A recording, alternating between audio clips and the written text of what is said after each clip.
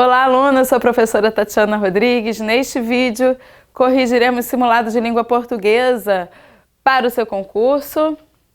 Então vamos lá. Aquela bola, Luiz Fernando Veríssimo. Na volta do jogo, o pai dirigindo o carro, a mãe ao seu lado, o garoto no banco de trás, ninguém dizia nada. Finalmente, o pai não se aguentou e falou. Então veja, primeiro ele começa descrevendo a situação. Olha, estão voltando do jogo, ao mesmo tempo que eles estão voltando do jogo, o pai está dirigindo o carro, ao mesmo tempo que ele dirige o carro, a mãe está ao seu lado, ao mesmo tempo que a mãe está ao seu lado, o garoto está no banco de trás, e ao mesmo tempo que tudo isso acontece, ninguém diz nada. Se eu tenho uma estrutura em que tudo acontece exatamente ao mesmo tempo, você está diante de um trecho descritivo. Só que a partir daí ele diz, finalmente o pai não se aguentou e falou. Veja, primeiro ele teve uma sensação, ele falou, não me aguento. De repente, consequentemente, ele começa a falar. Então aqui eu passo a ter uma sequência cronológica ainda que sutil. Então eu passo a ter uma narração. Por que eu estou dizendo isso? Observe aqui a presença do pretérito imperfeito em dizia. Tatiana, eu confundo pretérito imperfeito com pretérito perfeito, uma coisa horrorosa. É agora, seu momento de ser feliz. Então veja, o pretérito perfeito, ele guarda uma ideia, vou colocar aqui no quadro, para você anotar isso, porque é importantíssimo, ok? O pretérito perfeito, ele guarda uma ideia que nós chamamos de ideia pontual. O que é uma ideia pontual? Uma ideia de algo que só acontece uma vez, que tem uma ideia de ponto final. Você fala, fulano sempre dá problema. Aí é uma ideia pontual, não, é impontual. Diferente do ciclano, né? Coitado, ele sempre faz tudo certo, mas ontem ele teve um probleminha. Você vê que é uma coisa pontual, né? Só naquela hora. Então é a mesma coisa que acontece com o pretérito perfeito. O pretérito perfeito guarda uma ideia pontual, algo que só acontece uma vez. Então você pode utilizar o apoio do só ontem para conjugar o pretérito perfeito, caso você queira conjugar assim ao vivo, né, para a sua família. Então você faz assim, por exemplo, o verbo fazer. Só ontem eu fiz. Então ele fez. Resolva o eu, que depois do eu você vai. O problema é a primeira pessoa, porque provavelmente em época escolar você memorizou, né? São poucos os colégios, as escolas que ensinam de fato a lógica do tempo verbal. Então, na realidade, você tem uma lógica de conjugação padrão já memorizada na sua cabeça. Então, se é assim que você aprendeu, você também tem que pegar isso a seu favor, né? Aproveitar isso. Então, qual é a lógica? Você começa da pessoa eu, daí você resolve as outras com muita tranquilidade, entendeu? Esse é o tempo verbal que na pessoa tu tem o STE e na pessoa vós o STES. Então, eu diria o seguinte, olha, só ontem eu fiz e ele fez e nós fizemos e eles fizeram e tu fizeste e vós fizestes. Neste tempo verbal eu gosto de deixar o tu e o vós para o final, principalmente para regiões como Rio de Janeiro, que não tem o hábito de utilizar o tu e o vós, deixar os dois para o fim nesse tempo verbal é bem importante. Se não é o seu caso, né, se você, enfim, está assistindo ao vídeo, na verdade você está numa outra região, ou você é de uma outra origem, você é de um outro lugar, aí beleza, use o seu tu na sequência, né, tranquilo, né? Beleza. Aqui eu tenho o pretérito imperfeito do indicativo. O pretérito se chama imperfeito justamente porque ele não é perfeito, por isso imperfeito. Se ele não é perfeito, então ele não pode fazer o que o pretérito perfeito faz, que é acontecer só uma vez. Logo, necessariamente, ele vai ter uma ideia de que se repete, uma ideia impontual, uma ideia frequente, uma ideia habitual. Eu digo o seguinte, olha só, naquela época, eu sempre. Verbo estudar. Naquela época eu sempre estudava. Sonhar. Naquela época eu sempre sonhava. Participar. Naquela época eu sempre participava. E daí você pega as outras pessoas. Eu participava, tu participavas, ele participava. Mas a questão é que você começa a perceber que todos os verbos terminados em ar no pretérito imperfeito do indicativo são conjugados com vá, necessariamente. Já verbos terminados em er ou verbos terminados em ir, veja, verbo sofrer, naquela época eu sempre sofria. Entender, naquela época eu sempre entendia. Partir, naquela época eu sempre partia. Sorrir, naquela época eu sempre sorria. Aí você começa a perceber que todos os verbos terminados em er ou terminados em ir fazem um pretérito imperfeito do indicativo com ia, exceto o verbo ter, o verbo vir e o verbo pôr. Verbo ter, naquela época eu sempre tinha. Vir, naquela época eu sempre vinha. E pôr, naquela época eu sempre punha. Não se esqueça de que no ter, se eu tinha, entreter, entretinha. Conter, continha, manter, mantinha. Abster, abstinha, ater, atinha. Ou seja, todos os derivados do verbo ter vão ter essa mesma conjugação. Verbo vir. Se naquela época eu sempre vinha, convir, convinha, sobrevir, sobrevinha, intervir, intervinha, advir, advinha. E verbo pôr. Eu punha. Então, compor, compunha, repor, repunha, dispor, dispunha, apor, apunha, contrapor, contrapunha e assim vai. E o verbo ser faz uma coisa que só ele faz. Naquela época, ela sempre era assim. Esse é o pretérito imperfeito do verbo ser. Veja bem o seguinte exemplo. Eu falo assim, Josclei era tão ridículo. Veja, Josclei era tão ridículo. O cara foi ridículo uma vez só? Ou ele tinha hábito de ser ridículo? Não, ele tinha hábito. Ah, então se Josclei era tão ridículo numa certa época, era um hábito dele, uma relação de habitualidade é uma ideia que se repete. Logo, pode ter certeza de que o era é o pretérito imperfeito, porque ele se repete. Claro, ele se repete no passado, ele é um pretérito, hein? Cuidado. Não vai marcar em prova que ele se repete no presente, né? Posso dizer também que ele tem uma ideia impontual, posso dizer também que ele tem uma ideia durativa, posso dizer que é uma ideia habitual, uma ideia frequente. Volta e meia se cai em prova, perguntando marca alternativa em que aparece um verbo ou uma ação verbal com semântica impontual ou com uma semântica de continuidade durativa habitual. Você, cadê o pretérito imperfeito? Na DD. Acabou, resolveu. Já aproveitando aqui, a pessoa, a voz, vai sofrer uma alteração.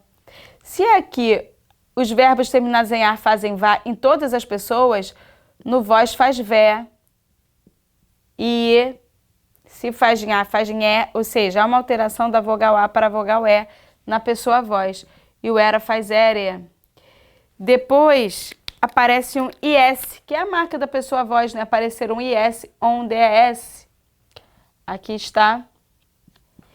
E esse E que substituiu o A, ó, a vogal antes dele vai ter sempre um acento agudo. Ó. Esse E substituiu A, acento agudo.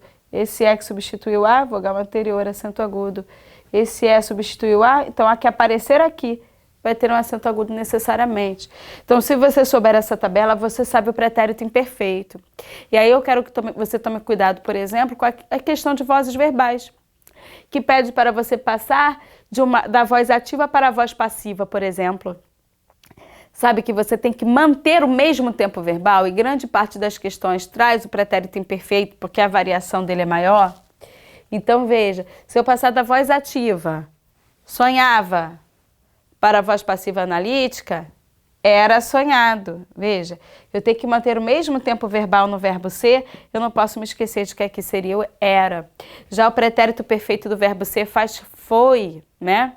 Fulano era muito ridículo, não sei o que deu nele, que ontem ele foi legal. Quer dizer, o cara foi legal só ontem, coisa louca, né? Existem pessoas assim no mundo. Enfim, o cara era muito legal, o cara era muito ridículo, era o hábito da vida dele, ou seja, ele era ridículo sempre, mas ontem ele foi muito legal, quer dizer, é uma coisa pontual, algo que só acontece uma vez. Esse foi, então, é o pretérito perfeito, enquanto que o era é o pretérito imperfeito, tá? Dito isso, eu quero que você guarde na sua mente que o pretérito perfeito, de uma forma geral, aparece na narração, é marca de narração, enquanto que o pretérito imperfeito é marca de descrição. Eu posso descrever em outro tempo verbal? Posso, mas se o pretérito imperfeito aparecer naquele trecho, aquele trecho é descritivo. Eu posso narrar em outro tempo que não seja o pretérito perfeito? Posso. Mas se aparecer o pretérito perfeito naquele pedacinho, aquele pedacinho é narrativo. Então, eu vou me afastar um pouquinho para você ter a chance de copiar ou de tirar foto da tela, que eu acho interessante também. Mas, enfim, voltando para cá. Na volta do jogo, o pai dirigindo o carro, a mãe ao seu lado, o garoto no banco de trás, ninguém dizia nada. Olha o ia. O verbo é dizer, termina em er. E eu tenho a desinência ia. Eu estou diante do pretérito imperfeito, o que confirma o que eu acabei de dizer para você, que esse trecho é uma descrição. Porque na descrição tudo acontece ao mesmo tempo, que é o que acontece nesse início. E mais, eu tenho a presença do pretérito imperfeito e do indicativo que reforça a presença de uma descrição ali. Agora, eu corto esse momento em que tudo acontece ao mesmo tempo e falo isso. Finalmente, o pai não se aguentou. Ó, ele não se aguentou só uma vez, né? Se você pegar o pretérito perfeito, só ontem eu não aguentei. E só ontem ele não aguentou. Ah, então agora eu tenho o pretérito perfeito aqui. Ele não se aguentou e falou. Outro pretérito perfeito. Então aqui eu passo a ter uma narração, um trecho narrativo. A presença do pretérito imperfeito e do pretérito perfeito já traz isso para você. Mas de qualquer forma, guarde aí na sua mente que na descrição tudo acontece ao mesmo tempo. E na narração existe uma sequência cronológica de fatos. Beleza? Seguindo aí. Você não podia ter perdido aquela bola, Rogério, é o pai falando. Luiz Otávio começou a dizer à mãe, mas o pai continuou. Então veja bem, a mãe interrompeu o pai, falando, poxa, Luiz Otávio, né? Não corrija o garoto, não, né? Não comece. Então, o que a mãe está fazendo? Está dizendo, não fala o que você está falando. Então, ela está estabelecendo aí uma relação de oposição em relação ao pai, né? E veja, ela começou a dizer, mas o pai continuou. Quer dizer, aqui houve uma reticência para que a pessoa, né, para que a pessoa fosse interrompida, né? Por isso que apareceu isso aí. Então, seguindo, deixa-me só apagar.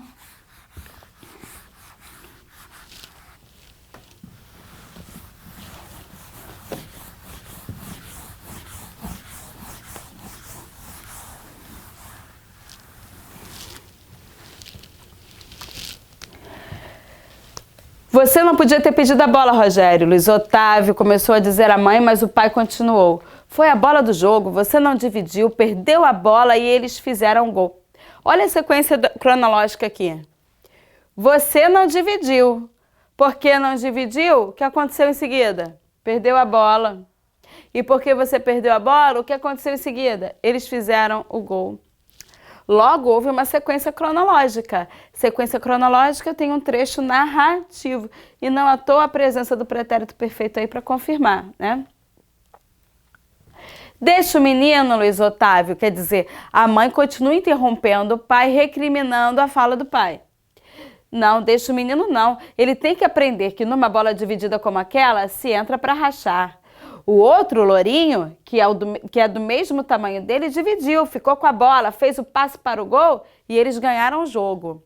Aí a mãe. O Lourinho se chama Rubem, é o melhor amigo dele. Não interessa, Margarete, nessas horas não tem amigo. Em bola dividida não existe amigo. E se ele machucasse o Rubem? E se machucasse? O Rubem teve medo de machucar ele? Não teve. Né? Na verdade, olha a linguagem coloquial, né? Ele não teve medo de machucá-lo, né? Entrou mais decidido do que ele na bola, ficou com ela e eles ganharam o jogo. Você está dizendo para o seu filho que é mais importante ficar com a bola do que não machucar um amigo? Estou dizendo que em bola dividida ganha quem entra com mais decisão, amigo ou não. Vale rachar a canela de um amigo para ficar com a bola? Vale entrar com firmeza, só isso. Pé de ferro, doa a quem doer. É apenas futebol, Luiz Otávio. Aí é que você se engana. Não é apenas futebol, é a vida. Ele tem que aprender que na vida dele haverão várias ocasiões, na verdade haverá, né? Você sabe que o verbo haver no sentido de existir tem que ficar no singular. Então, beleza. Mas o cara está usando uma linguagem coloquial, né? Haverão várias ocasiões em que ele terá que dividir a bola para rachar e haverá, disse Rogério no banco de trás. Quê? Acho que não é haverão, é haverá. O verbo haver não... Ah, agora estão corrigindo meu português, muito bem. Eu não sou apenas o pai insensível que quer ver o filho quebrando as pernas para vencer na vida. Também não sei gramática. Luiz Otávio. Pois fiquem sabendo que o que se aprende na vida é muito mais importante do que o que se aprende na escola. Está me ouvindo, Rogério?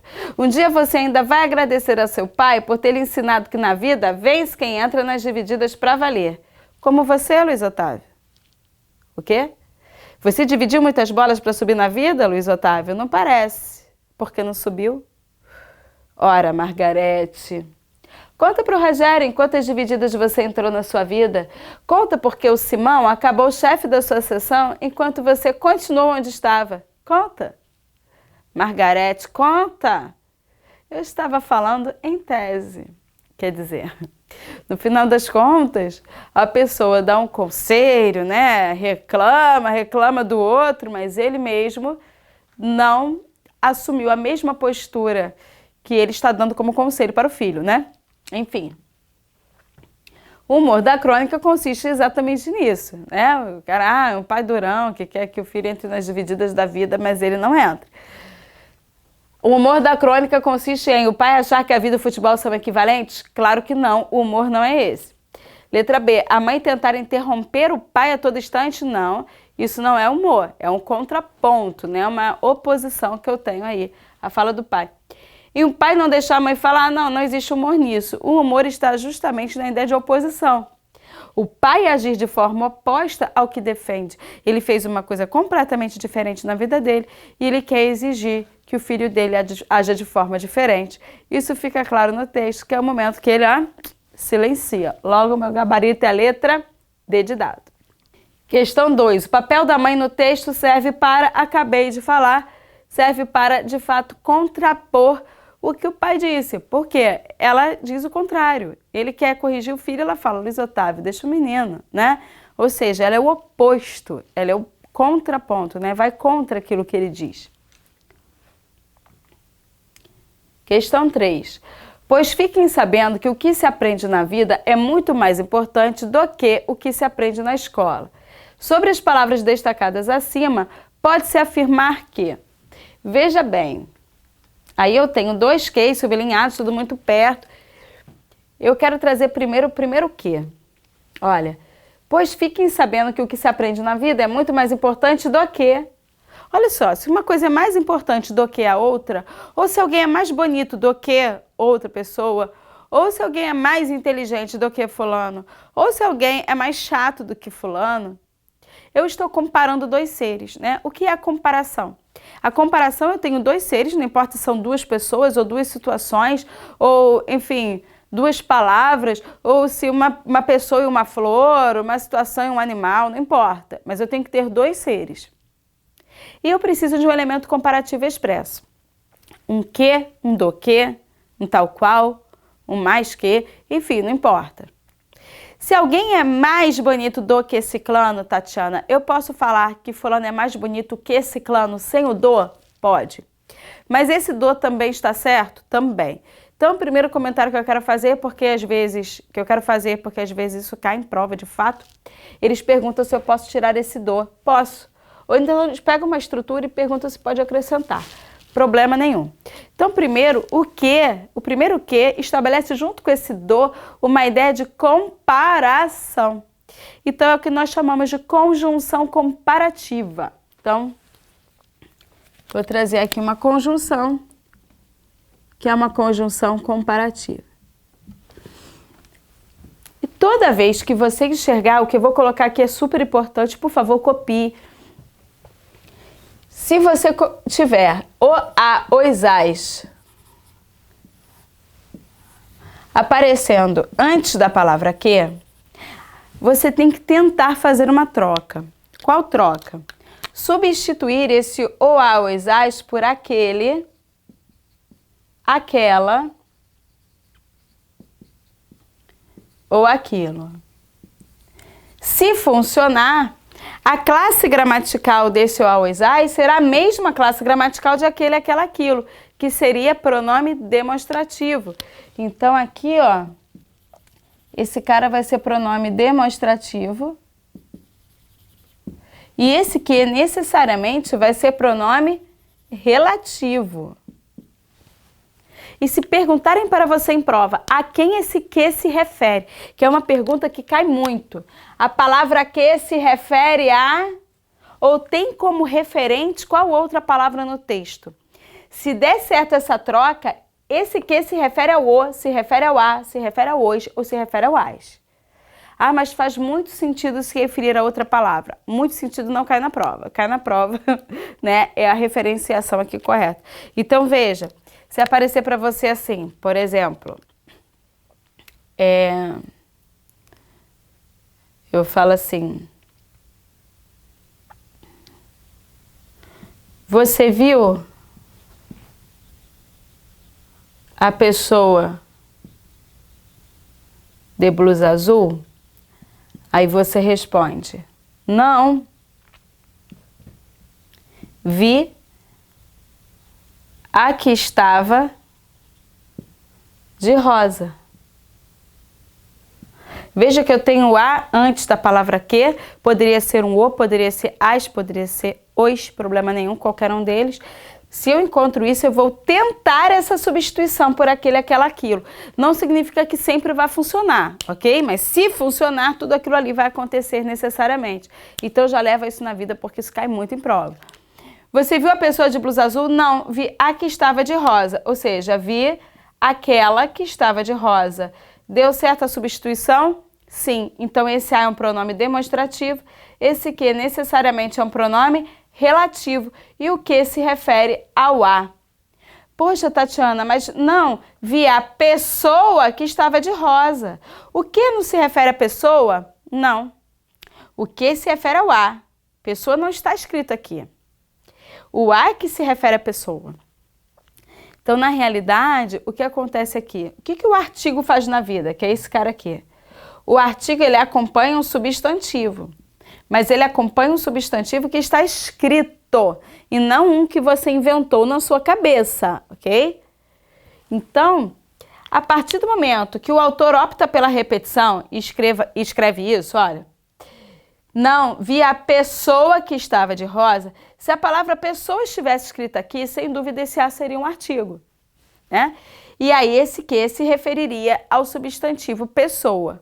Mas a partir do momento que ele não pessoa não foi repetida, ou seja, o autor optou por não repetir, até porque é mais elegante evitar repetições, ele não deixou ali um artigo, porque o artigo acompanha um substantivo que está escrito e não um que você inventou. Então ele deixou um a não para acompanhar substantivo, mas sim para o substituir. Então esse a substitui pessoa, não acompanha. E a classe gramatical que substitui substantivos se chama pronome. Se eu digo Gervásio veio, reescrevendo, ele veio. Ele quem? Gervásio. Esse ele não é um pronome? Não está substituindo o Gervásio? Né? Então é aquilo. Pronome faz duas coisas na vida. Ou acompanha um substantivo ou o substitui. Mas o artigo não, o artigo só acompanha. Então, se eu deixei um a lá para substituir esse substantivo anterior, esse a é um pronome. E aí esse que é outro pronome que também substitui, vai substituir a palavra que está no lugar da palavra pessoa. Então, na verdade, o que substitui o a e o a substitui pessoa. Mas eu gostaria muito de que você pegasse esse quadrinho aqui para você. Encontrou o a, os as antes de um quê? Beleza. Trocou o a, os as por aquele, aquela, aquilo. Deu certo? Classe gramatical do a, os as, pronome demonstrativo. Do que? Pronome relativo. Quem é o referente da palavra que? O a, os as. Acabou a sua questão. Então, vindo para cá, pois fiquem sabendo que o que se aprende na vida é muito mais importante do que aquilo que se aprende na escola. Dá ou não dá certo? Sem dúvida. Então, esse o é o pronome demonstrativo. E esse que é um pronome relativo. Então, se você pensar em classes gramaticais, eu tenho uma conjunção e dois pronomes. Ah, mas a conjunção é do tipo comparativa, e um pronome é demonstrativo, e outro pronome é relativo. Beleza, mas a classe gramatical é a mesma, é pronome, né? Então, ele diz o seguinte, sobre as palavras destacadas acima, pode-se afirmar que duas pertencem à mesma classe gramatical, sem dúvida, porque duas são pronomes. B, as três pertencem à mesma classe? Não, porque uma delas é conjunção.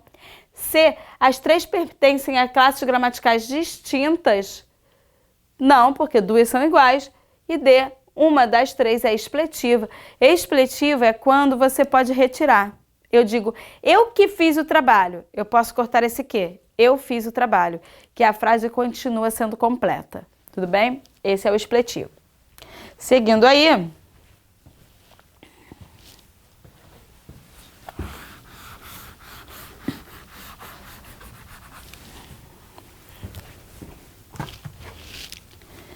Questão 4. Conta para o Rogério em quantas divididas você entrou na sua vida. Conta porque o Simão acabou chefe da sua sessão enquanto você continuou onde estava. Conta. No período acima, 2 erros gramaticais. Um deles trata-se de... Veja. Conta para o Rogério em quantas divididas você entrou na sua vida. Primeiro, né? Que esse pro aqui não é pro. Seria conta para o Rogério, né? Pra pro, né? Conta porque o Simão acabou chefe da sua sessão enquanto você continuou onde estava. Conta. Então, vamos lá. Eu preciso dar uma palhinha sobre a formação de tempos verbais.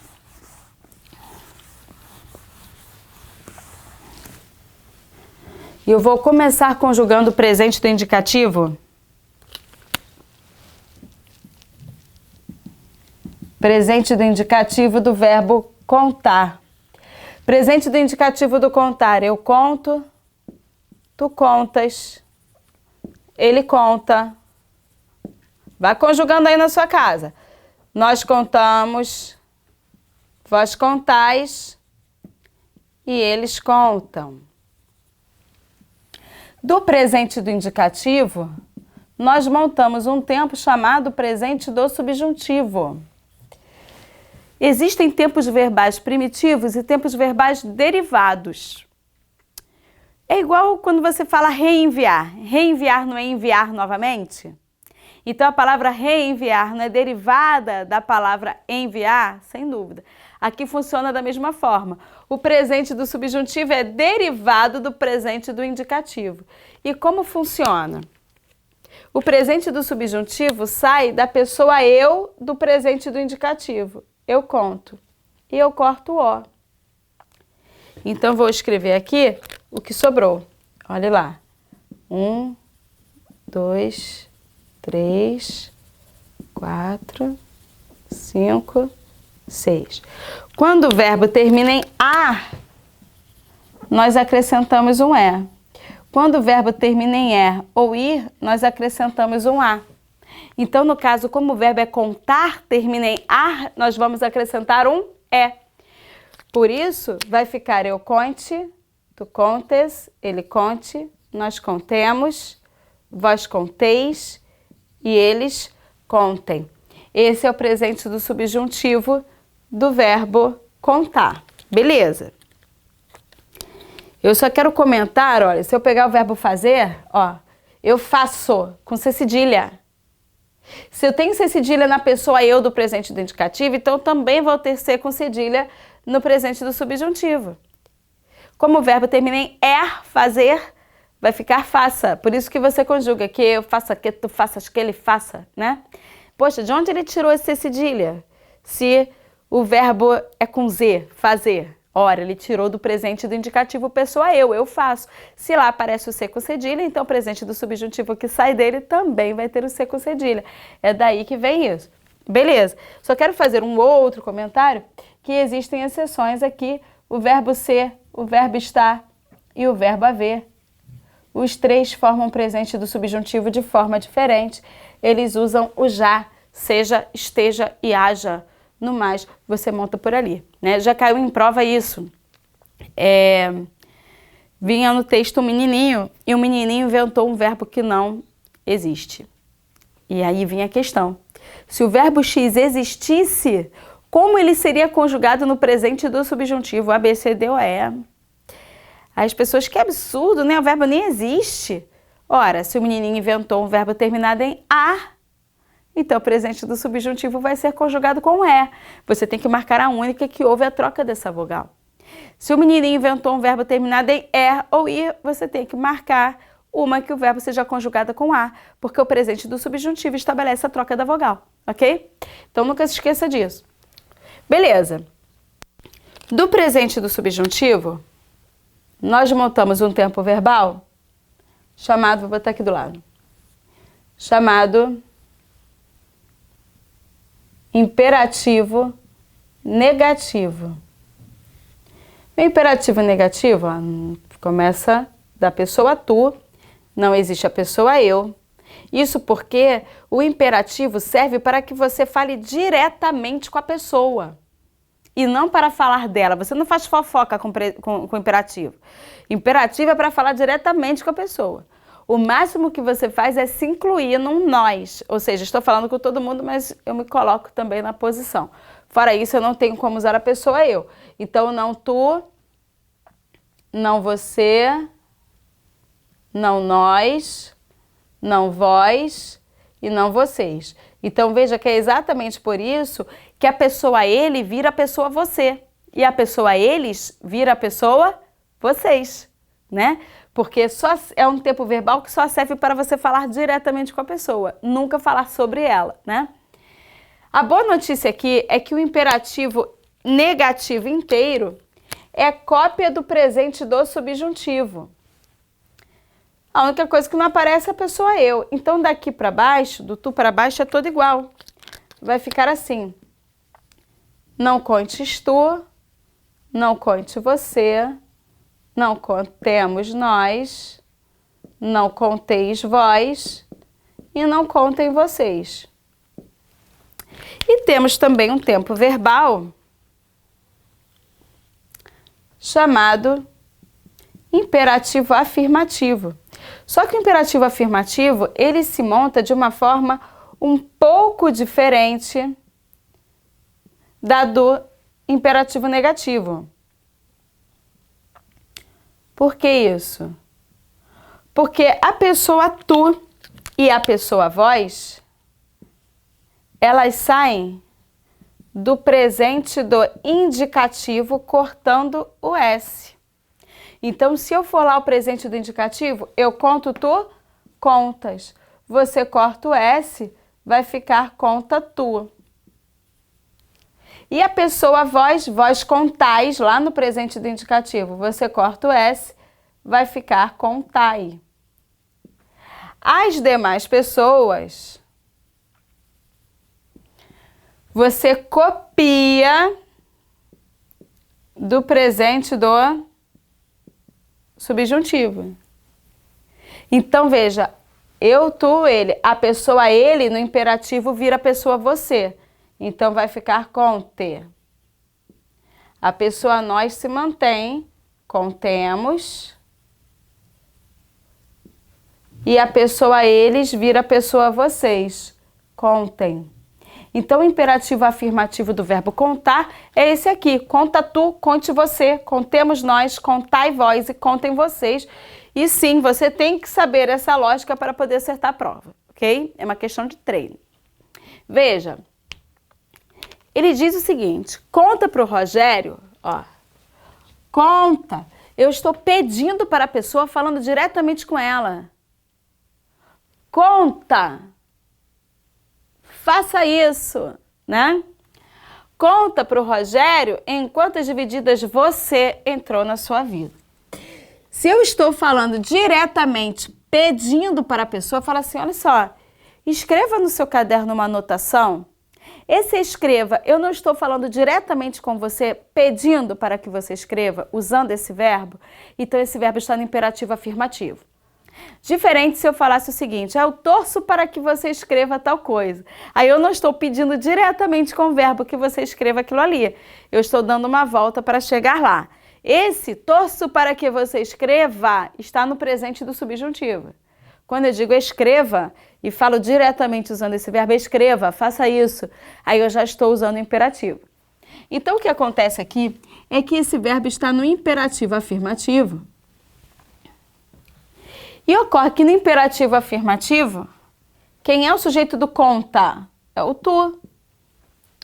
Só que ele está conjugando o verbo como tu e dizendo, conta tu para o Rogério em quantas divididas você entrou na sua vida. Não, está errado. Ele cometeu um erro chamado mistura de tratamentos. Eu conjugo um verbo chamando você de tu e depois na mesma frase eu começo chamando você de você. Quer dizer, fica uma miscelânea no tratamento, né? Ou eu trato a pessoa como tu, ou eu trato a pessoa como você. Ou seja, ou eu trato como segunda, ou eu trato como terceira. E se eu comecei tratando como tu, eu tenho que continuar a frase tratando como tu também. Então, o certo seria dizer, conta para o Rogério em quantas divididas tu entraste na tua vida, aliás, né? Tu entraste na tua vida, porque eu teria que mudar tudo para a pessoa tu, inclusive o pronome sua lá. Se eu quiser fazer isso tudo com a pessoa você, eu tenho que mudar esse verbo. Ó. Conte você. Conte para o Rogério em quantas divididas você entrou na sua vida. Aí estaria correto. Mas como, e isso é uma coisa muito nossa aqui do carioca, nós sempre falamos o imperativo errado, né? Aquele momento. Tatiana, eu sou carioca. Existe alguma chance de eu pronunciar como todo mundo pronuncia aqui, todo mundo conversa aqui, e acertar imperativo? Não. Com você, não. Nós chamamos a pessoa de você, mas conjugamos o imperativo como tu, né? Geralmente quem fala isso certinho é o pessoal do Nordeste. Então, cuidado, porque principalmente quando você faz concurso regional, né? Para regiões que tenham esse problema, é que esse tipo de questão vem, porque é um problema localizado, né? Não são todas as regiões que têm esse problema. Então, cuidado. No período acima, há 2 erros gramaticais, um deles trata-se de erro na mistura de tratamentos, exatamente isso aí, mas você tem que enxergar o imperativo e já desconfiar, tudo bem? Gabarito, letra C. Erro de concordância, só para esclarecer, a concordância estuda singular, plural, masculino e feminino. Nada tem a ver com isso. A regência estabelece a exigência da preposição. Eu vou falar 2 vezes e você responda aí na sua casa. Quem precisa, precisa de. Quem conversa, conversa com. Quem é apaixonado por. Isso é regência, ok? Quem chega, chega a. Aí as pessoas, acabei de chegar em casa. Está errado. Acabei de chegar a casa. Erro de regência, ou seja, eu usei a preposição incorreta. Então, ou você colocou uma preposição onde não existe, ou você trocou a preposição, colocou a preposição errada.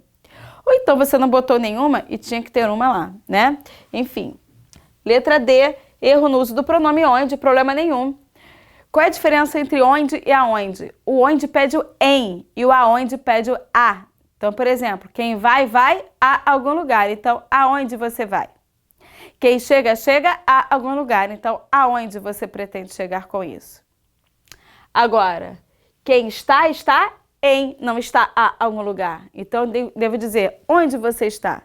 Quem mora em algum lugar. Então, onde você mora? Embora Cidade Negra cante aonde você mora, aonde você foi morar, né? Com a devida liberdade. Enfim, de qualquer forma, a frase está errada, de acordo com a norma culta da língua portuguesa. Você deveria usar o onde, ok? Beleza. Então, nenhum problema aí. Seguindo.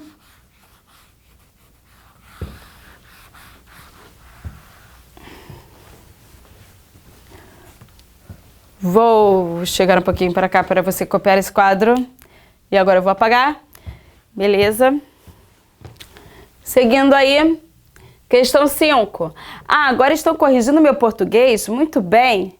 Eu não sou apenas o pai insensível que quer ver o filho quebrando pernas para vencer na vida, também não sei gramática, respectivamente, a classe gramatical e a função sintática das palavras destacadas são, veja aí, ó, estão corrigindo o meu português, meu, teu, seu, nosso, vosso. Esse meu aí é o que nós chamamos, na classe gramatical, de pronome possessivo. Deixa eu melhor até escrever aqui, peraí. Esse meu é um pronome possessivo. Essa é a classe.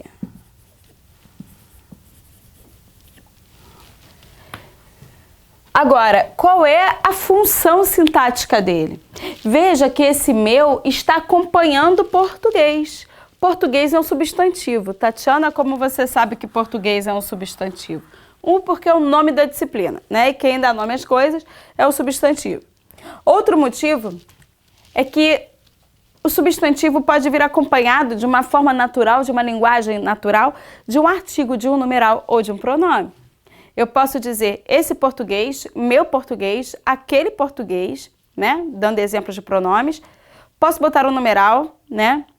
Um português, né? Posso até botar dois, mas aí no caso, como é disciplina, não faz sentido você botar o numeral, mas você consegue colocar o artigo, né?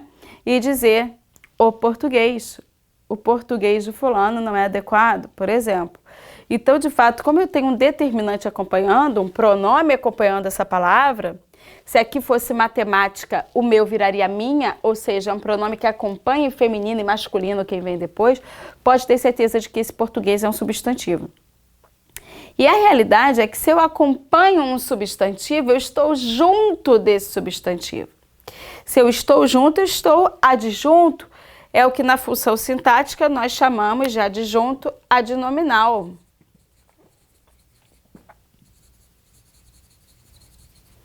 Um adjunto adnominal, ele está junto do nome, ou seja, junto do substantivo. Só cuidado, porque se eu colocasse um verbo no meio dos dois, já não seria mais um adjunto adnominal. Seria o que nós chamamos de predicativo do sujeito. Mas guarde para a sua vida, de qualquer forma, que a ideia de posse já leva você para um adjunto adnominal, né? É a tendência. Então, essa aqui é a minha função sintática. A outra palavra que ele coloca é não sou apenas o pai insensível. Veja, é o pai que é insensível ou o insensível que é pai, né? O pai que é insensível. Pai é o substantivo. Eu tenho o aqui, ó, o pai, a mãe, os pais, meu pai, aquele pai, dois pais. Então, pai é o substantivo. Mas não é qualquer pai, é aquele que é insensível. Então, sem dúvida, esse insensível aí, ele é um adjetivo. Poderia ser um pai bonito, um pai legal, um pai maravilhoso, um pai péssimo ou um pai insensível, não importa. Qualquer palavra que eu coloque ali para acompanhar será um adjetivo. Essa não é diferente. Então, é um adjetivo na classe gramatical. Mas esse adjetivo também não está acompanhando um substantivo? Sem que apareça um verbo entre eles? Então, sem dúvida, você está diante também de um adjunto adnominal.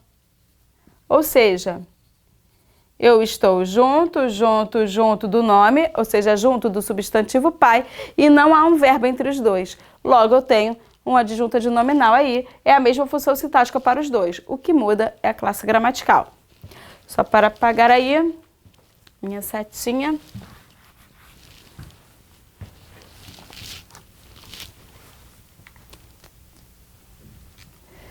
Ele botou pronome, adjunto adnominal, substantivo, adjunto adnominal, artigo. Ah, mais um lá, né? O artigo, olha lá. Que quer ver o filho. Então, eu tenho o filho. Se eu mudar o filho por filha, vai ficar a filha? Vai.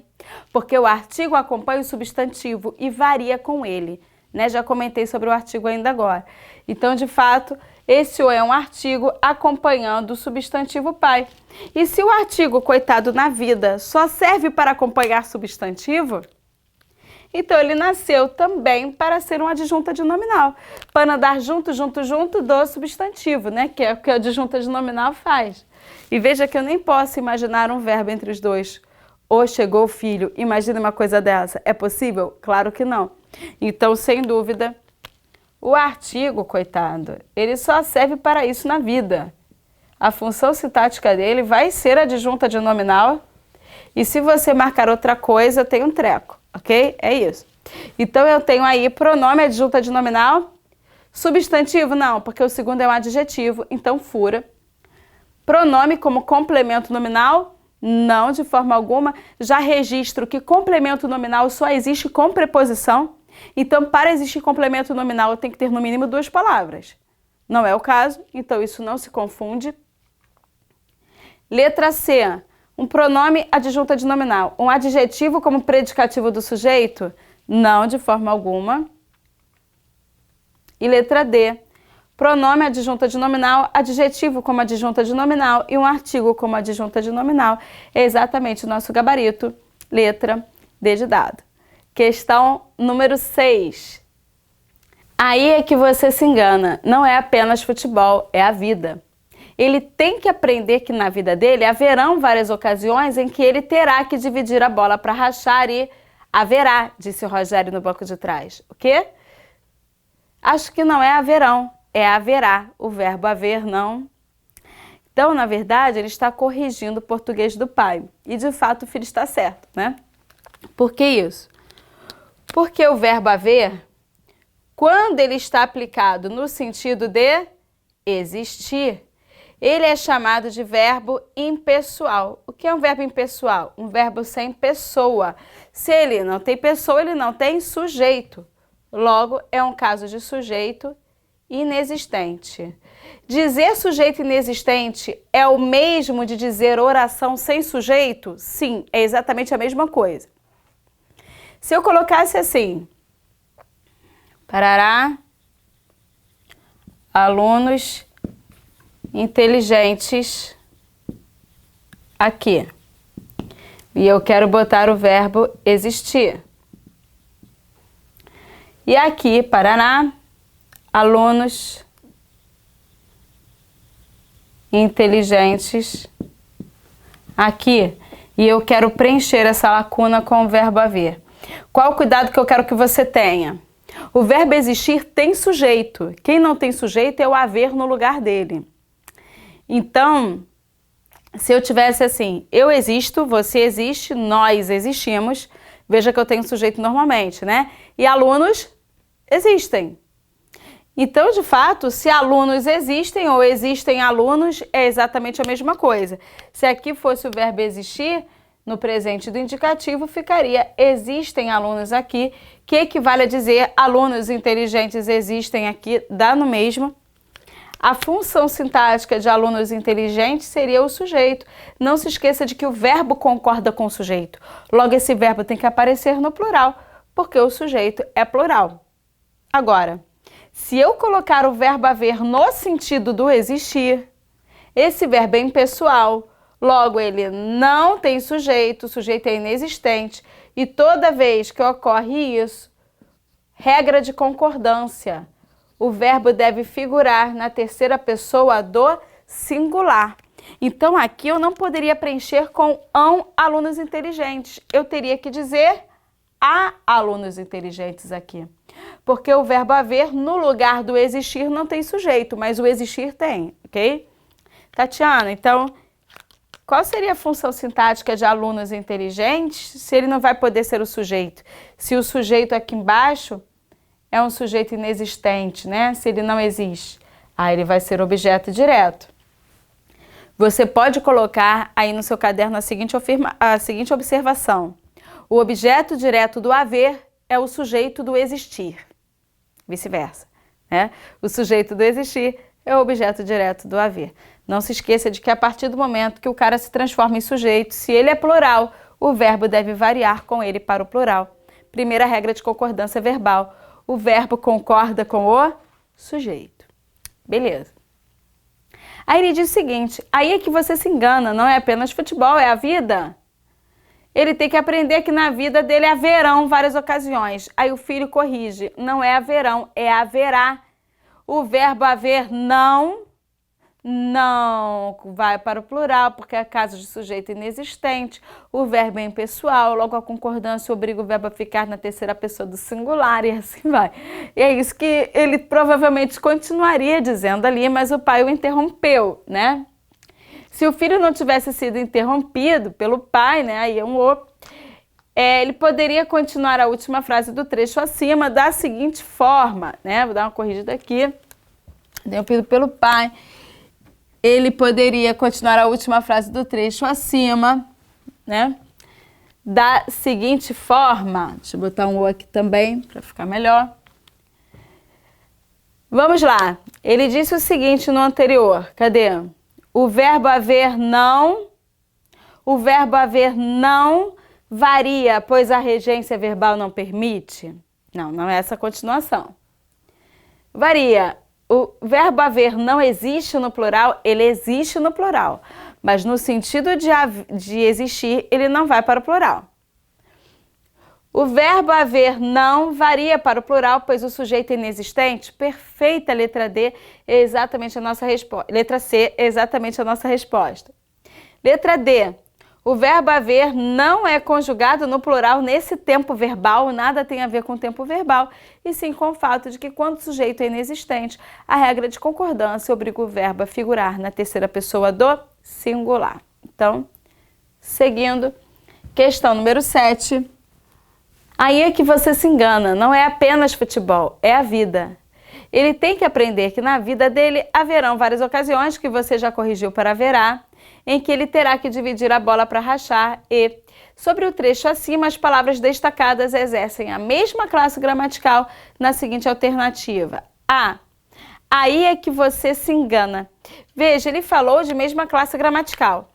Se você consegue jogar o C para depois do verbo, você engana-se, né? Independentemente de colocação pronominal, ok?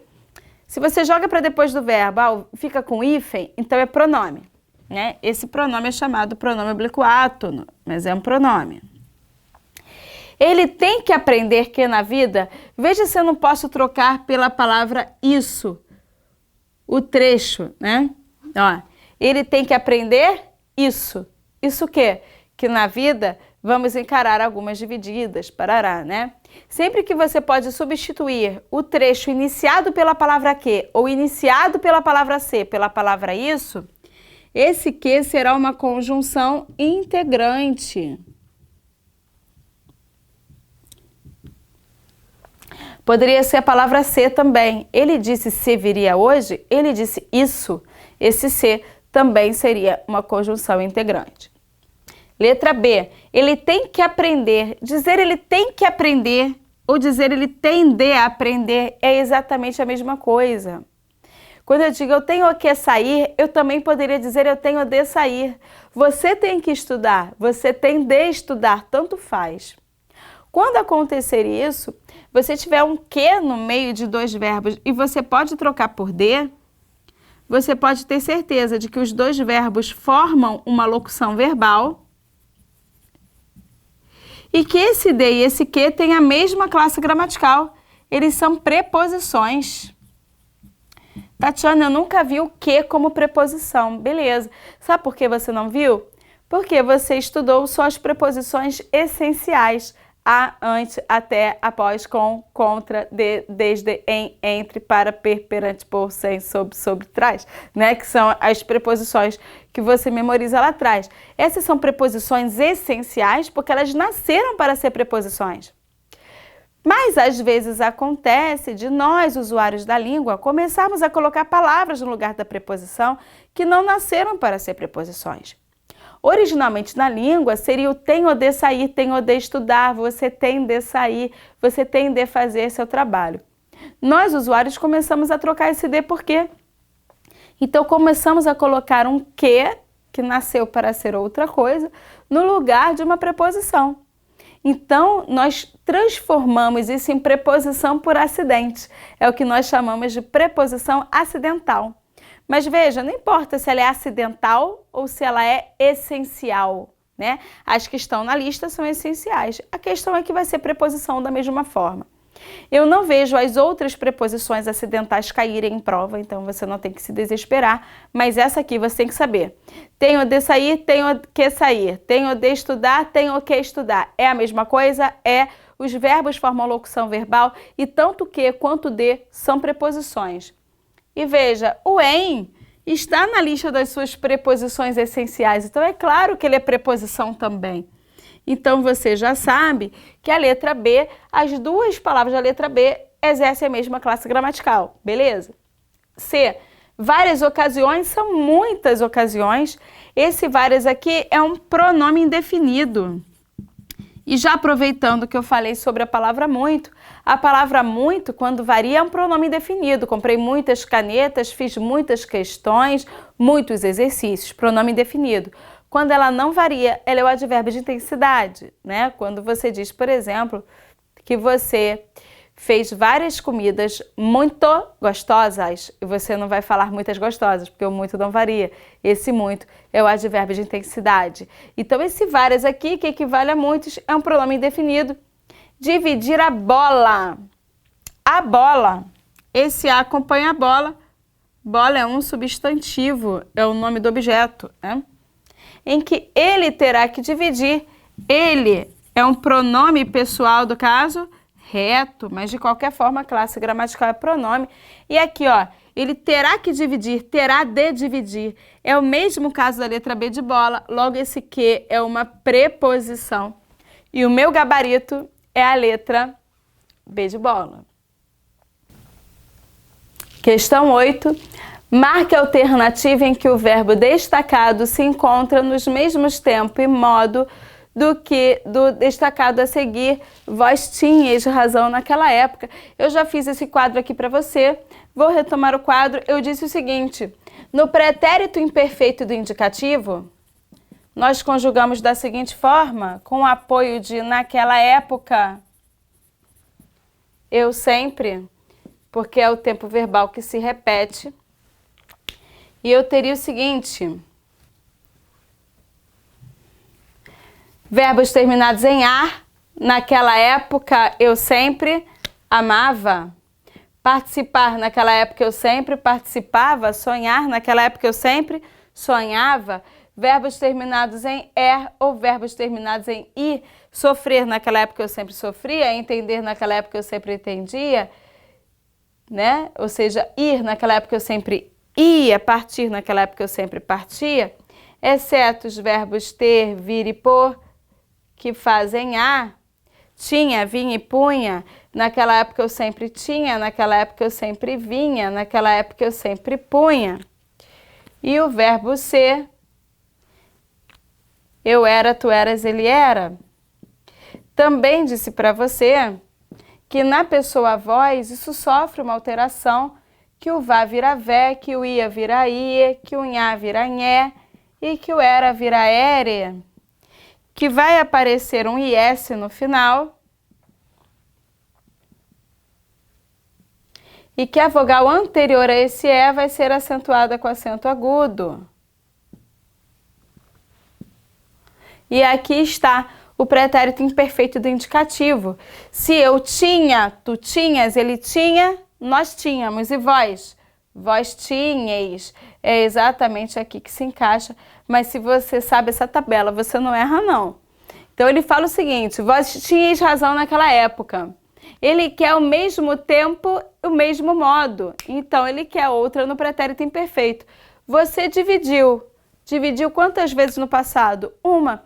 Só ontem ele dividiu. No pretérito imperfeito, naquela época, ele sempre dividia. Então, não é ao mesmo tempo. Aqui é o pretérito perfeito. Na letra A, não é a minha resposta. Letra B, não parece. Se isso não parece, eu não pareço. Então, estou diante do presente do indicativo, nada tem a ver com isso. Letra C, quem entra nas divididas para valer, ele entra, eu entro, nós entramos, presente do indicativo. E aqui está o estava. Opa! No pretérito imperfeito do indicativo. E que verbos terminados em a são conjugados com vá. Logo, se é estar, o verbo vai ficar estava. e por isso meu gabarito é a letra D de dado. Mas veja como a coisa de fato, olha só, está no mesmo lugar. Tinhas, estava. O mesmo tempo verbal. Se eu fosse você, levaria isso aqui na veia, porque é muito importante para a sua prova, é um dos tempos verbais que mais cai em prova de concurso, sem dúvida. Seguindo, questão número 9, passando-se a ação verbal a seguir para a voz passiva, o resultado correto seria: agora estão corrigindo o meu português. O que você tem que dividir na sua cabeça? Que existem duas vozes passivas, a voz passiva analítica e a voz passiva sintética.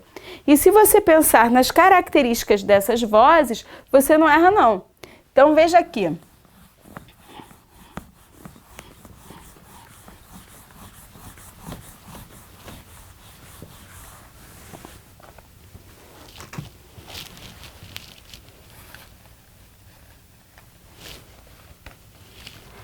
Vou colocar aqui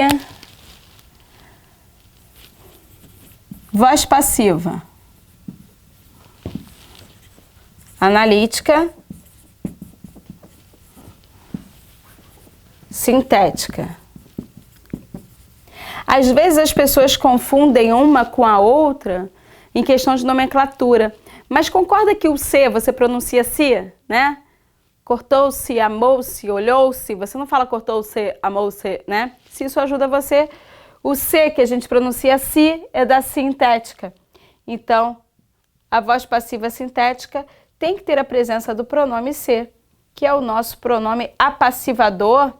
Você pode chamar também de pronome apassivante, partícula passivante, partícula passivadora, trequinho que é passiva, tanto faz contanto que apassive, ok? Não se esqueça disso. Às vezes a banca muda a nomenclatura da primeira palavra, isso não importa muito. O que importa é que seja apassivador, apassivadora, apassivante ou apassive. Beleza. Na voz passiva analítica, nós teremos o acréscimo de um verbo. Esse verbo acrescentado será o verbo ser. E além disso, eu vou ter o último verbo no particípio. Então, primeiro comentário. Se na voz passiva analítica eu vou acrescentar um verbo, na resposta eu sempre vou ter mais um. Se no enunciado eu tenho um só, na resposta eu vou ter dois. Se no enunciado eu tenho 3, na resposta eu vou ter 4. Isso é muito importante para você acertar a prova. Vem a questão aí, ó. Agora estão corrigindo. A primeira coisa que eu penso é: eu tenho alguma alternativa com o pronome ser? Não. Então, essa questão não está falando da voz passiva sintética. Essa questão quer passar apenas para a voz passiva analítica. Então, eu já restringi meu raciocínio. Primeira observação: eu preciso acrescentar um verbo. Esse verbo acrescentado será o verbo ser. Então, aqui, olha, eu tenho no enunciado 2 verbos, estão corrigindo.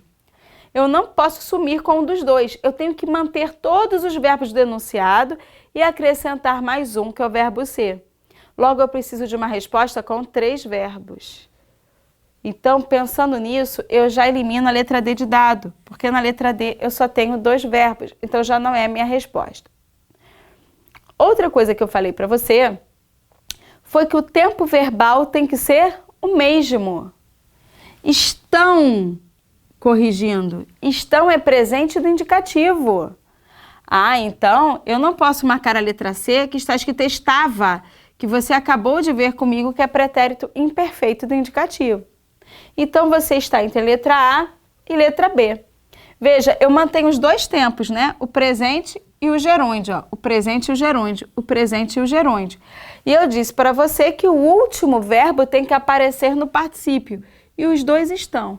Aqui é uma questão de concordância. Guarda para você que na voz passiva analítica, o objeto direto vai ser transformado em sujeito. E por que isso é super importante? Porque o verbo concorda com o sujeito. Sujeito é a palavra que, quando aparece expressa, obriga o verbo a ficar no singular ou a variar para o plural. Então, eu preciso desse cara aqui no enunciado para descobrir quem vai ser esse, porque é o mesmo ser. Então, vamos lá. Agora estão corrigindo o meu português. Quem está corrigindo algo. O objeto direto aqui da voz ativa é meu português. Então, é ele que vai se transformar no sujeito da voz passiva. E se ele é singular, Então, o verbo vai ficar no singular. Logo, eu não vou marcar a letra A, eu vou marcar a letra B. Meu português está sendo corrigido. É exatamente assim que ficaria. Mas veja que a questão só transcreve o verbo. O que você vai fazer? Já procura esse objeto. Pô, ele é singular? Eu já sei que eu preciso de uma resposta no singular. Porque o objeto direto da voz ativa é que se transforma no sujeito da voz passiva. Logo, ele vai interferir na concordância desse verbo. Beleza. Questão número 10. De acordo com o Manual de Redação Oficial da Presidência da República, são documentos do padrão ofício. O que é o padrão ofício? É uma forma de padronização que está dentro do Manual de Redação Oficial da Presidência da República, que determina que a fonte tem que ser Times New Roman número 12, citações número 11, notas de rodapé número 10, que a data deve se conservar à direita do documento, né? Ou seja, dentre outros detalhes que aparecem no seu manual e que você tem que ler sim. Mas quais são os documentos que obrigatoriamente seguem um padrão ofício? Ofício, aviso e memorando. Lembrando que o ofício é expedido por órgão da administração pública e recebido por outro órgão da administração pública ou pelo particular. Que o aviso é expedido por ministro de Estado e quem recebe é uma autoridade de mesma hierarquia. Logo, se aparecer hierarquia superior ou inferior, você marca errado. E o memorando vai de qualquer hierarquia para qualquer hierarquia. A característica dele é que ele é um documento interno, ou seja, ele vai de um departamento para outro departamento dentro de um mesmo órgão. E por ser do mesmo órgão, ele é um documento mais célere, mais rápido aí em relação aos demais documentos do padrão ofício. Mas o gabarito aqui tranquilinho, ofício, aviso e memorando. O meu gabarito é a letra A. Cuidado, porque tem caído muito isso no concurso. Ofício, aviso e mensagem, para você confundir o me com me, né? De memorando com mensagem, é uma bobagem. Então guarde com você que é o memorando. Nosso gabarito é a letra A. E no próximo vídeo a gente se vê. Espero ter ajudado aí. Tchau, tchau.